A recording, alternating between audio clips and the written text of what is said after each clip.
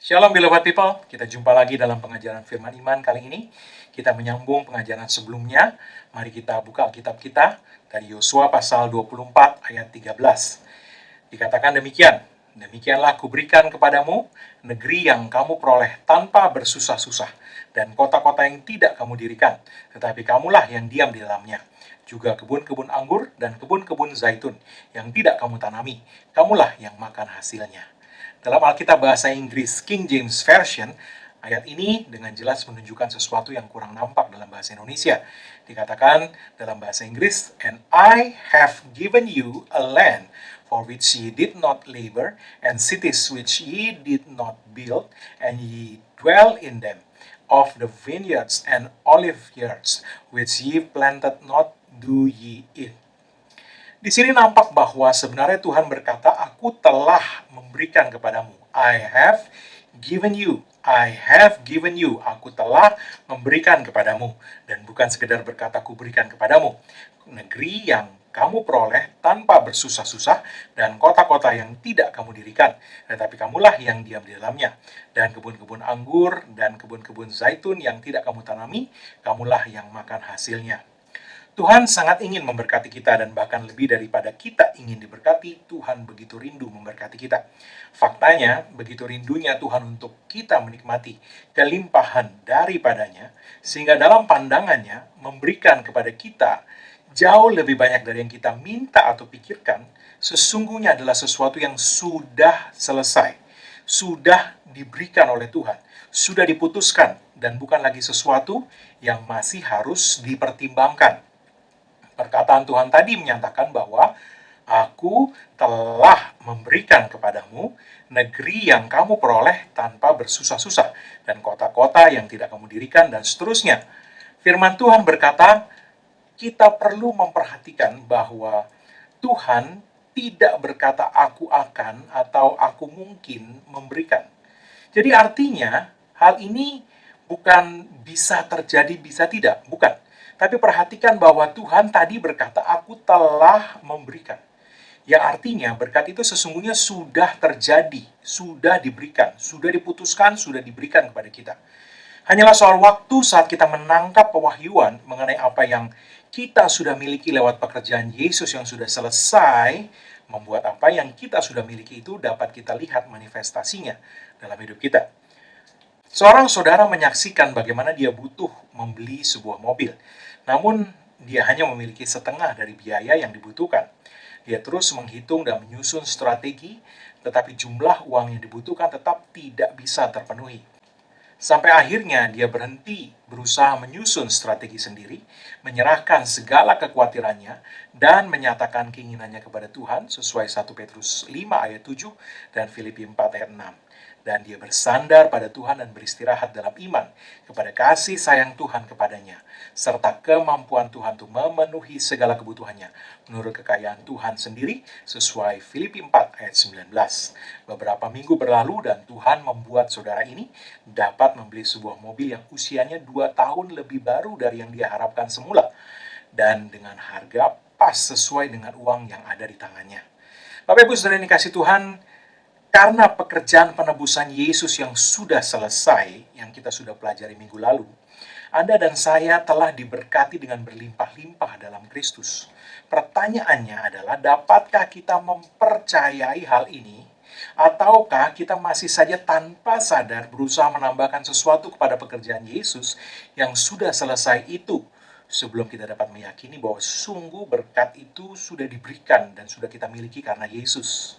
Apakah kita masih tanpa sadar berpikir, kalau saya sudah melakukan ini, sudah melakukan itu, mempersiapkan ini, barulah saya dapat lebih yakin bahwa pastilah apa yang saya harapkan itu sungguh akan menjadi milik saya.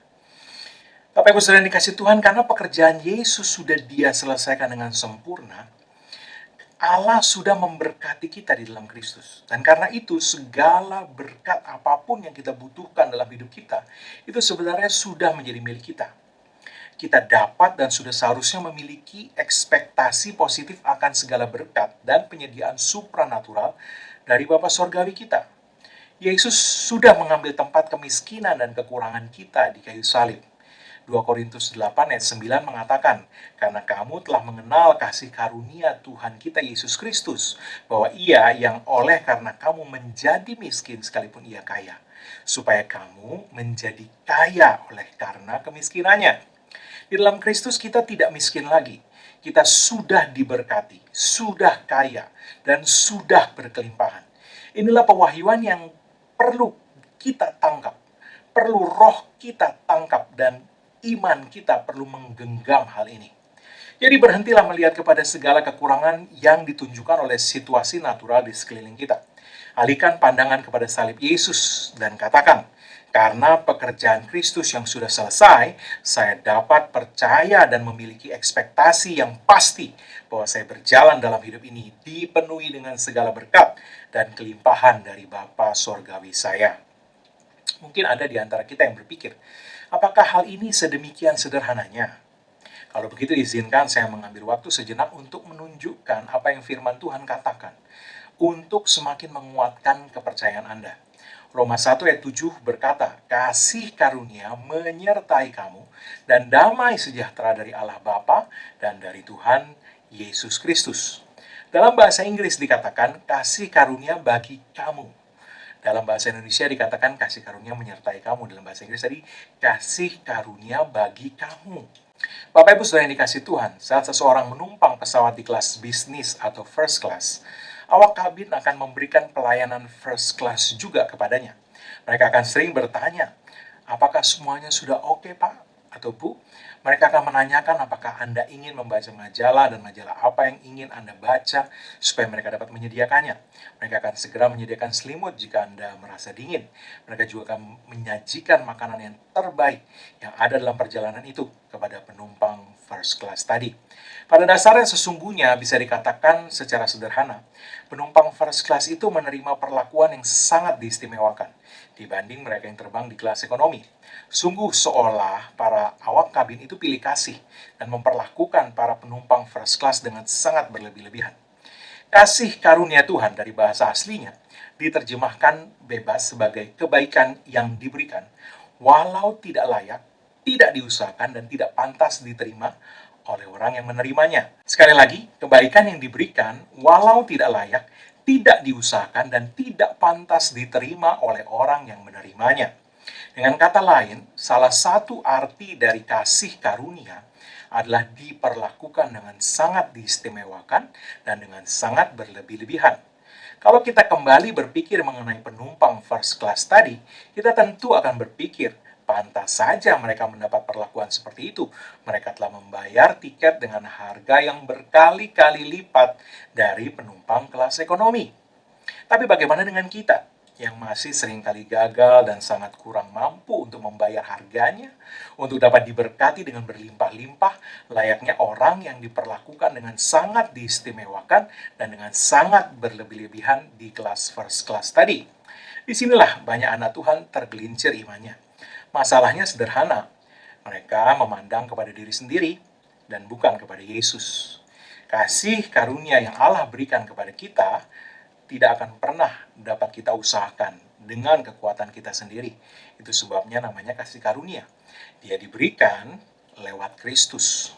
Kasih karunia itu menyebabkan kita diberkati dengan berlimpah-limpah, layaknya orang yang diperlakukan dengan sangat diistimewakan dan dengan sangat berlebih-lebihan. Bukan karena kita mampu membayarnya, tetapi karena Yesus Kristus telah membayarnya dengan lunas di kayu salib. Efesus 1 ayat 3 mengatakan, terpujilah Allah dan Bapa Tuhan kita Yesus Kristus yang dalam Kristus telah mengaruniakan kepada kita segala berkat rohani di dalam sorga. Garis bawahi, telah mengaruniakan kepada kita di dalam Kristus segala berkat rohani di dalam sorga. Ayat ini secara sederhana mengatakan bahwa segala kekayaan Allah di sorga sudah diberikan kepada kita di dalam Kristus. Atau dengan kata lain, karena Kristus sudah membayar lunas harganya, maka segala kekayaan Allah di sorga sudah lunas dibayar untuk diberikan seluruhnya kepada kita. Sekali lagi saya katakan perlakuan berlebihan dan sangat diistimewakan ini sudah dibayar tiketnya oleh Yesus untuk kita. Hari ini Tuhan mau Anda dan saya tahu dengan pasti bahwa tiket first class kasih karunia Allah sudah dibayar lunas Yesus untuk kita. Allah Bapa kita mau kita tahu bahwa segala perlakuan istimewa dan berlebihan itu semuanya Dia berikan kepada kita. Bukan karena kita layak menerimanya, melainkan karena Yesus, satu-satunya yang layak menerima semuanya itu, telah membayar lunas harga untuk kita diperlakukan seperti itu. Dan Allah mau kita berhenti mengandalkan diri kita sendiri, tapi bergantung sepenuhnya kepada Kristus dan mempergunakan dengan maksimal segala benefit, segala keuntungan yang ada di dalam tiket first class yang sudah dibayarkan Yesus untuk kita itu. Tuhan juga ingin Anda tahu bahwa perlakuan istimewa itu dapat semakin bertambah Anda nikmati dalam hidup Anda. Bukan karena Anda bertambah layak menerimanya, sebab semuanya sudah lunas dibayar di dalam tiket penebusan Yesus. Caranya untuk Anda dapat menikmati perlakuan istimewa yang semakin bertambah itu adalah dengan Anda bertambah pengetahuan mengenai segala keuntungan atau benefit yang sudah termasuk di dalam tiket first class kasih karunia Allah. 2 Petrus 1 ayat 2 mengatakan, kasih karunia dan damai sejahtera melimpahi kamu oleh pengenalan akan Allah dan akan Yesus Tuhan kita. Hal ini sederhana sebenarnya.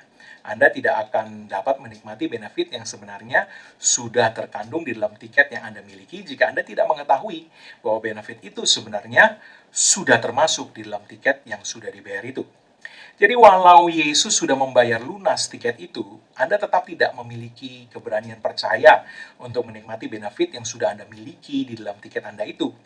Saya teringat dengan sebuah kisah yang pernah diceritakan kepada saya mengenai sebuah keluarga dari sebuah kampung yang terpencil yang naik sebuah kapal dalam perjalanan ke seberang pulau.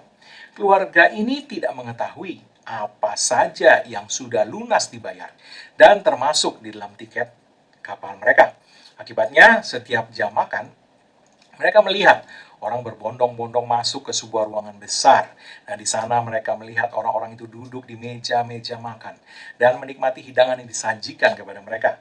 Tetapi keluarga ini hanya melihat dari luar ruang makan lewat jendela-jendela besar yang ada. Nah, mereka tidak berani masuk dan makan di dalamnya karena ruangan makan itu kelihatan mewah dan makanan yang dihidangkan terlihat mahal. Itu terjadi selama 3 hari berturut-turut sampai akhirnya mereka tidak tahan lagi.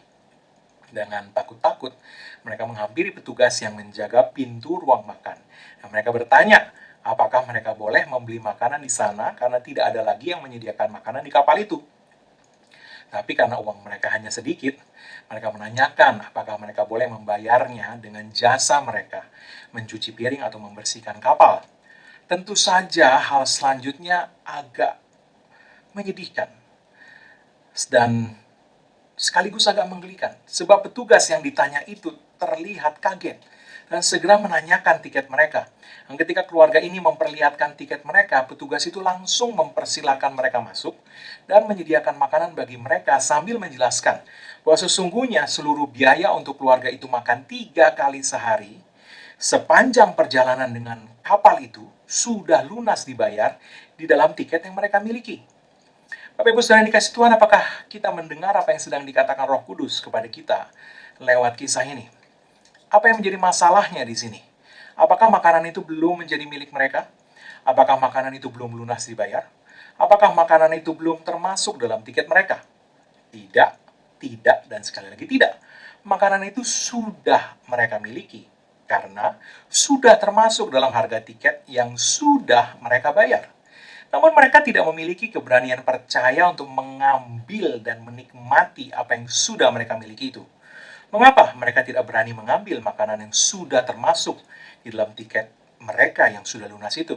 Jawabannya, karena mereka tidak tahu bahwa tiket yang mereka sudah bayar lunas itu sudah termasuk dengan pembayaran untuk makan mereka 3 kali sehari selama dalam perjalanan di kapal laut itu.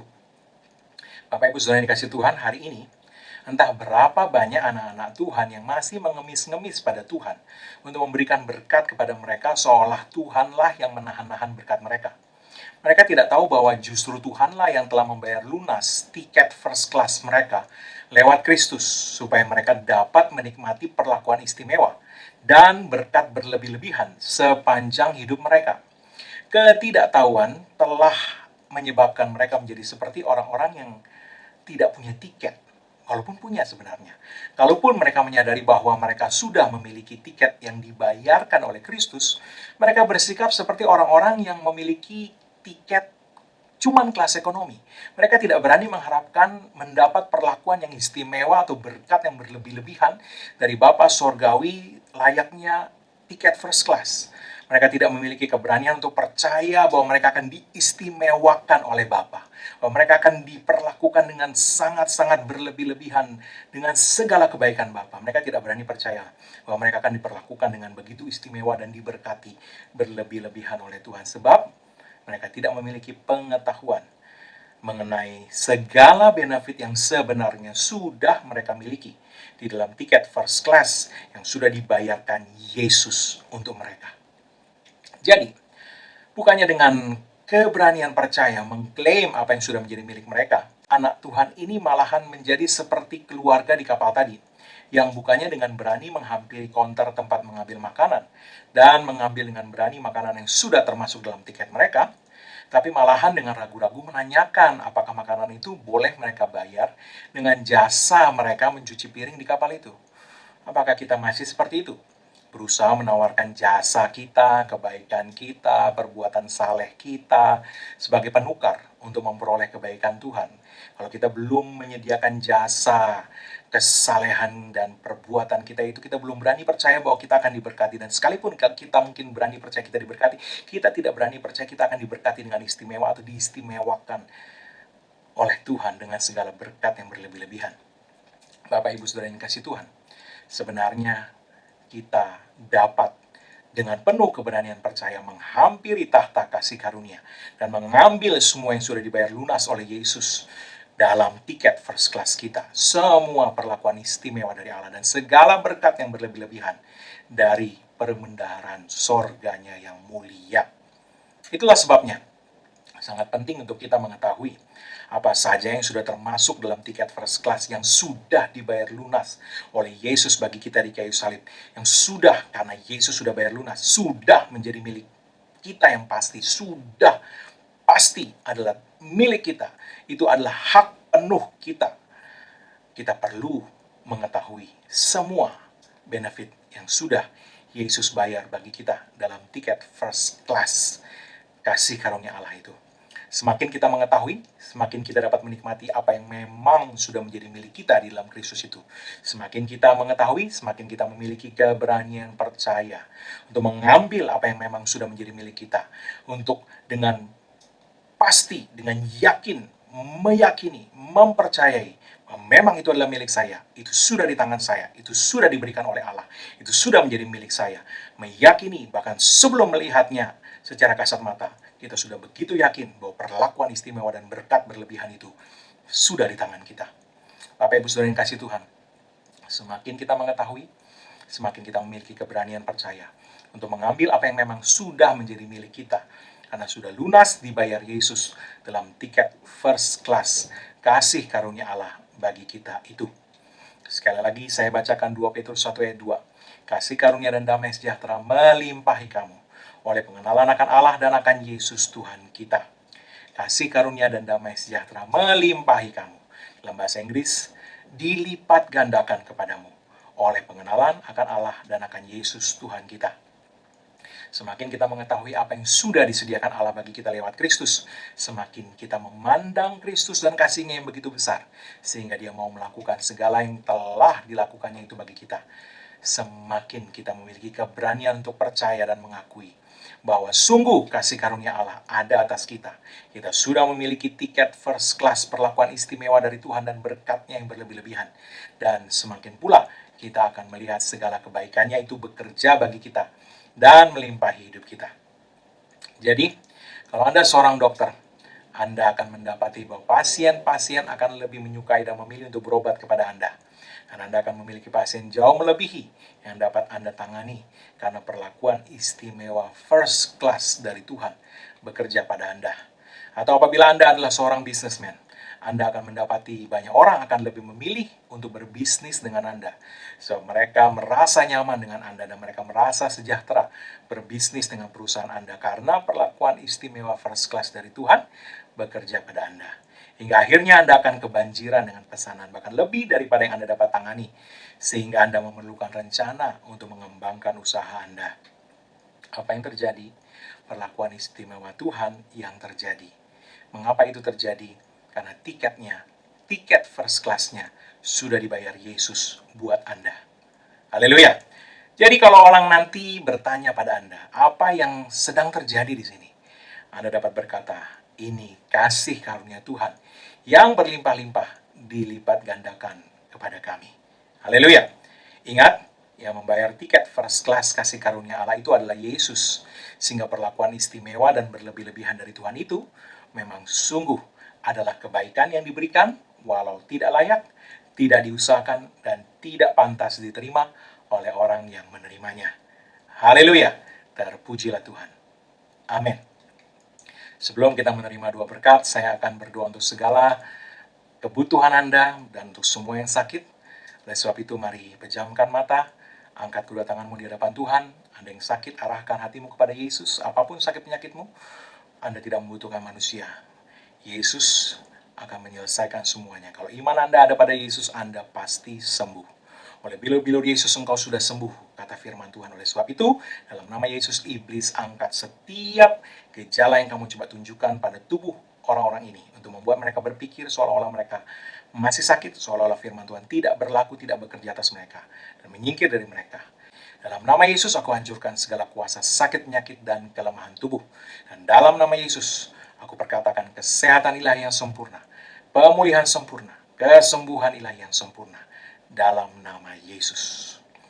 Bagi Anda yang memiliki kebutuhan apapun, mari angkat kedua tanganmu di hadapan Tuhan. Firman Tuhan berkata, Allahku memenuhi segala kebutuhanmu menurut kekayaan dan kemuliaannya dalam Kristus Yesus. Oleh sebab itu, dalam nama Yesus, iblis hentikan segala pekerjaanmu mencuri dari umat Tuhan ini.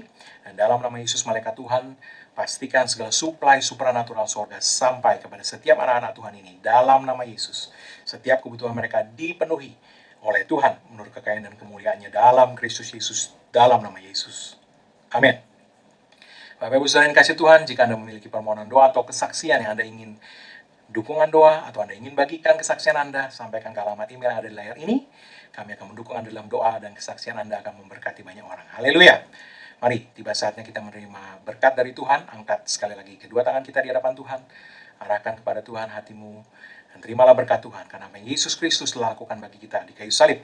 Karena curahan darahnya, karena penebusannya sempurna. Maka sekarang tidak ada lagi penghukuman bagi setiap orang yang ada dalam Kristus Yesus. Engkau telah ditebus, harganya telah dibayar lunas. Oleh sebab itu setiap kutuk tidak berlaku lagi dalam hidupmu. Yang ada hanyalah berkat Tuhan. Tercurah berlimpah-limpah memberkati engkau dalam segala hal. Oleh berkat Tuhan itu engkau naik terus tidak turun. Kau jadi kepala bukan ekor. Dan apa yang disentuh tanganmu dibuat Tuhan berhasil. Dengan panjang umur Tuhan mengenyangkan engkau. Dan Tuhan memperlihatkan kepadamu keselamatan yang daripadanya. Umurmu minimal 120 tahun. Dan dipenuhi dengan hari-hari yang baik dari Tuhan. Tidak ada yang jahat mendekat kepadamu dan tidak ada tulah mendekat kepada kemah kediamanmu. Sebab tempat perlindunganmu dan kubu pertahananmu, Allahmu yang kau percayai. Dalam nama Yesus, semua yang diberkati Tuhan katakan amin. Haleluya. Bapak Ibu Saudara yang kasih Tuhan, sampai jumpa lagi dalam pengajaran firman iman berikutnya. Tuhan Yesus memberkati berlimpah-limpah.